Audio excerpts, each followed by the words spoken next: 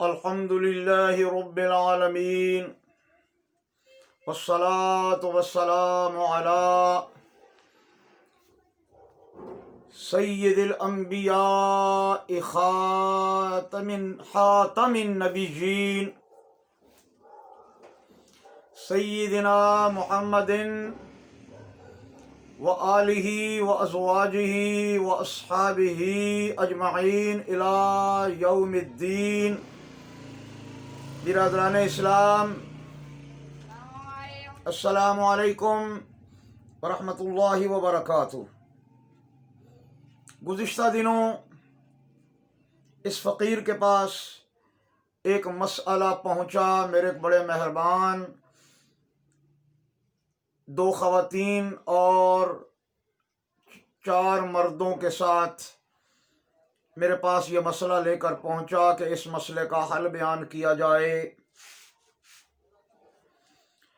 میں نے جب مسئلے کی نوعیت پوچھی تو پتہ یہ چلا کہ بہو صاحبہ ان کا یہ کہنا ہے کہ میرے سسر نے مجھے کسی طریقے سے بلیک میل کر کے مجھ سے ناجائز تعلق قائم کیا اور 2 سال تک وہ میرے ساتھ بدکاری کرتا رہا۔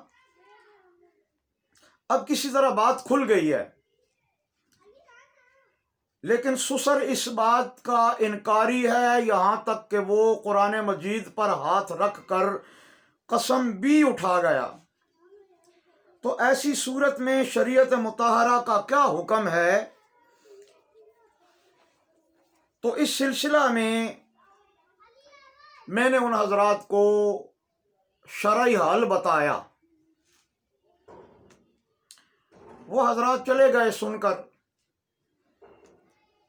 بعد ازاں انہوں نے ایک مفتی صاحب کو بلایا، تو مفتی صاحب نے ان سے کہا کہ یہ خاتون جو کہ اپنے سسر کی بدکاری کا دعویٰ کرتی ہے، یہ 4 گواہ پیش کرے۔ تو خاتون نے کہا کہ میرے پاس تو 4 گواہ نہیں ہیں۔ تو انہوں نے کہا کہ پھر یہ واپس اپنے شوہر کے پاس آباد ہو سکتی ہے۔ وہ جو میرے مہربان ساتھی ہیں وہ میرے پاس یہ مسئلہ دوبارہ لے کر کے آئے کہ کیا ایسی صورت میں یہ خاتون صاحبہ اپنے شوہر کے ساتھ دوبارہ رہ سکتی ہیں، یا وہ جو میاں بیوی کا تعلق ہوتا ہے وہ قائم کر سکتے ہیں یہ دونوں؟ تو میں نے یہ مناسب سمجھا کہ اس مسئلے کو اس ویڈیو کے ذریعے عوام الناس تک پہنچا دیا جائے، تاکہ کسی اور جگہ پر ایسی صورتحال پیدا ہو چکی ہے تو وہ بھی تدارک کر سکیں، اور آئندہ اس مسئلے میں دوسرے لوگ احتیاط کر سکیں۔ تو اس ویڈیو کے بنانے کا، اس مسئلے کو بیان کرنے کا یہ ہمارا مقصد ہے۔ اس سلسلہ میں ہماری عرض یہ ہے کہ اب یہ خاتون ہمیشہ کے لیے اپنے شوہر پر حرام ہو گئی ہے۔ مفتی صاحب کا یہ فتویٰ، اس کا پہلا حصہ تو درست ہے، لیکن دوسرا حصہ درست نہیں ہے۔ یعنی کہ یہ عورت اپنے شوہر پر ہمیشہ کے لیے حرام ہو گئی۔ وہ کیسے، میں ابھی گوش گزار کر دیتا ہوں۔ وجہ یہ ہے کہ باپ اور بیٹے دونوں کی موتوا ایک عورت ہو گئی ہے۔ میاں بیوی دونوں میں تفریق کر دی جائے گی۔ آج کل شرعی عدالتیں موجود نہیں کہ قاضی تفریق کر دے یا نکاح کو فسخ قرار دے دے۔ چنانچہ شرعاً یہ کام شہر کے بڑے مفتی کا ہے۔ اب چونکہ ہر بندہ بڑا مفتی ہے، دوسرے کو بڑا تو ماننا بڑا ہی مشکل ہو گیا ہے، اللہ ہمیں معاف فرمائے۔ ہر بندہ خود بڑا ہے۔ بہر صورتحال اللہ ہمیں اس وبا سے محفوظ فرمائے۔ اگر یہ بھی مسئلہ مفتیوں سے حل نہ ہو سکے تو پھر معززین علاقہ وہ جرگے کی صورت میں بیٹھ کر شریعت کے عین مطابق کسی عالم دین سے مسئلہ پوچھ کر اس کا فیصلہ کریں، لڑکے اور لڑکی دونوں میں جدائی کریں، تفریق پیدا کریں۔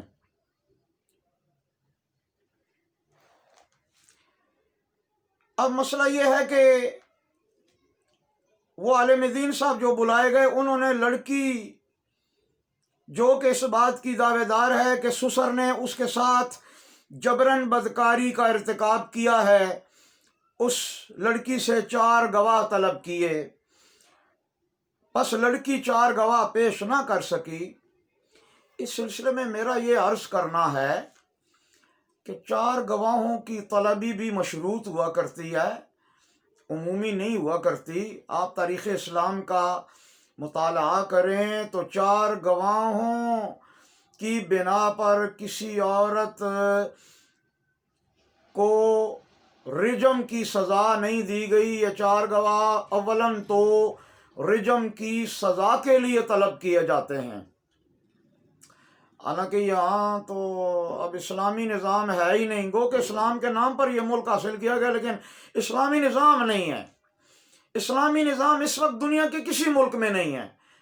بہت حضرات شاید اس بات کو محسوس کریں، سعودی عربیہ جو کہ اسلامی نظام ہونے کا دعویٰ کرتا ہے، اسلامی نظام وہاں بھی نہیں ہے، وہاں سب سے زیادہ خلاف اسلام امور جو ہے وہ موجود ہیں۔ بات صورتحال یہ ہمارا اس وقت موضوع سخن نہیں ہے۔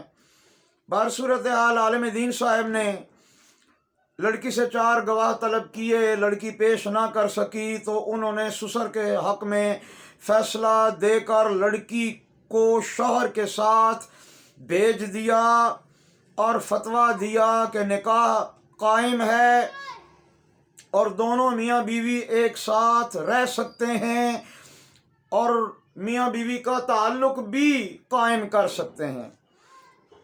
اس سلسلہ میں ہماری عرض یہ ہے کہ میاں بیوی ایک ساتھ نہیں رہ سکتے، کیونکہ فیصلہ قضاءً درست ہے، قضاء کے طور پر فیصلہ درست ہے، عالم دین صاحب کا فتویٰ فیصلہ بالکل صحیح، لیکن دیانت کے اعتبار سے دیانتاً ایسا ہرگز نہیں۔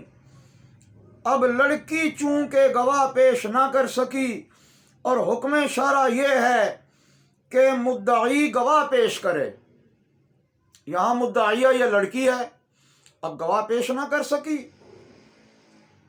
اور اگر مدعی گواہ پیش نہ کر سکے تو مدعا علیہ یعنی جس کے خلاف دعویٰ کیا گیا ہے وہ قسم اٹھائے،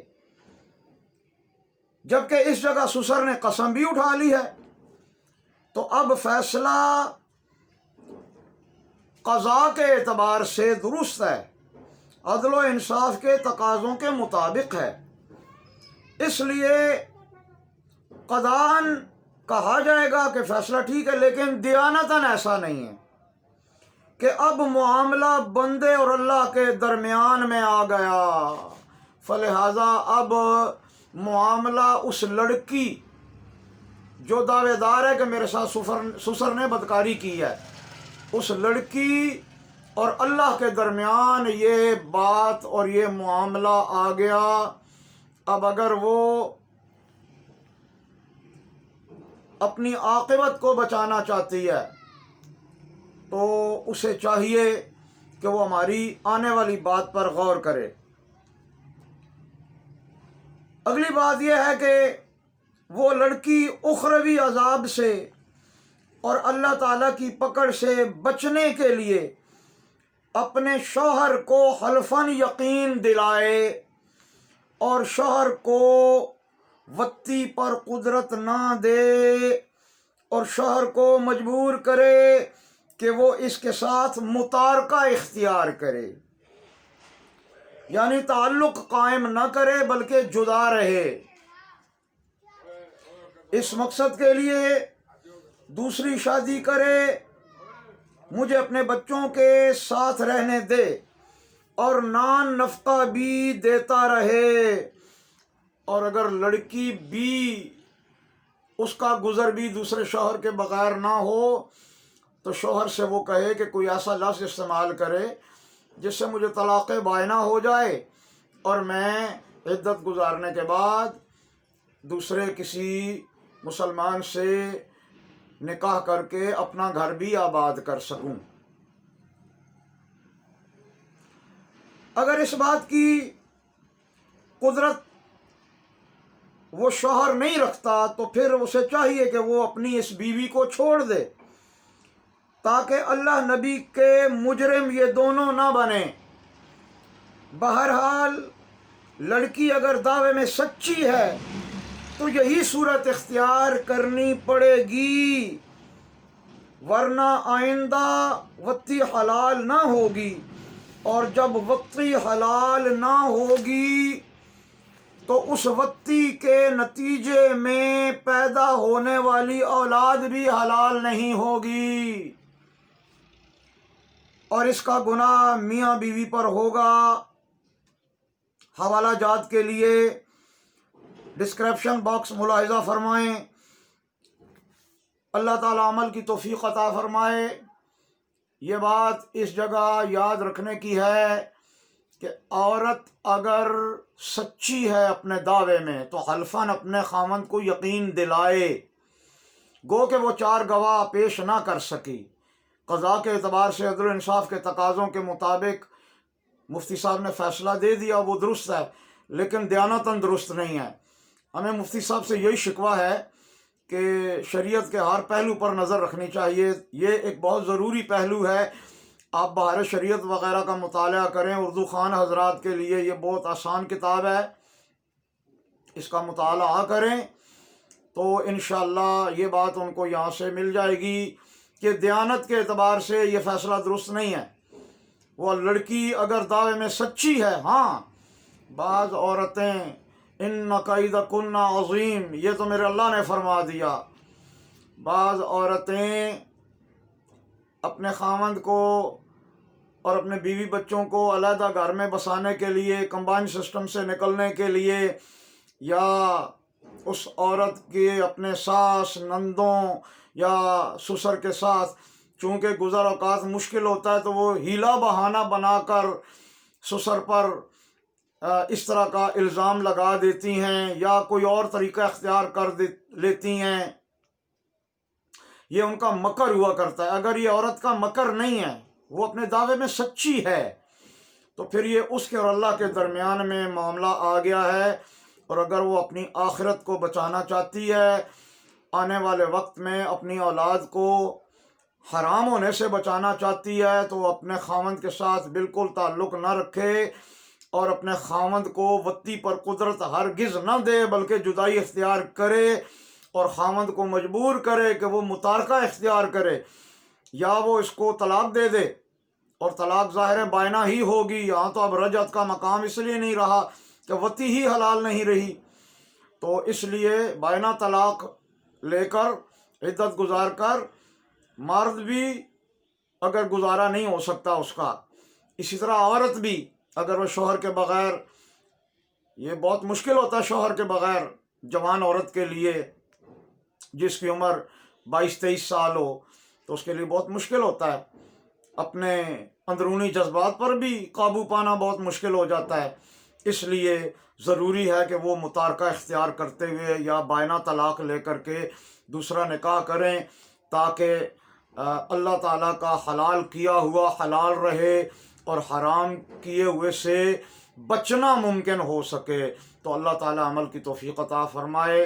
ہماری اس گفتگو سے کوئی بھائی ناراض نہ ہو، ہماری یہ مجبوری ہے کہ شرع میں کوئی شرم نہیں ہوتی، اس لیے کہ یہ مسائل ہمارے معاشرے کا حصہ ہیں، یہ بیان کرنے ہی پڑتے ہیں۔ البتہ سامنے بیٹھ کر بیان کرنا مشکل ہوتا ہے، تو ویڈیو کے ذریعے سے میں نے بیان کر دیے۔ آنے والے وقت میں بھی ایسے موضوعات پر یہ فقیر ویڈیوز وغیرہ بنا کر آپ کی خدمت میں پیش کرتا رہے گا، تاکہ معاشرے کو خلاف شرع امور سے بچایا جا سکے۔ اللہ تعالی ہمیں اپنی فرما برداری اور اپنے پیارے محبوب حضرت محمد صلی اللہ علیہ وسلم کی مکمل تابعداری کی توفیق عطا فرمائے، شریعت مطہرہ کے عین مطابق ہمیں زندگی گزارنے کی اللہ تعالیٰ توفیق عطا فرمائے. وآخر دعوانا ان الحمد للہ رب العالمین. والسلام علیکم ورحمۃ اللہ وبرکاتہ.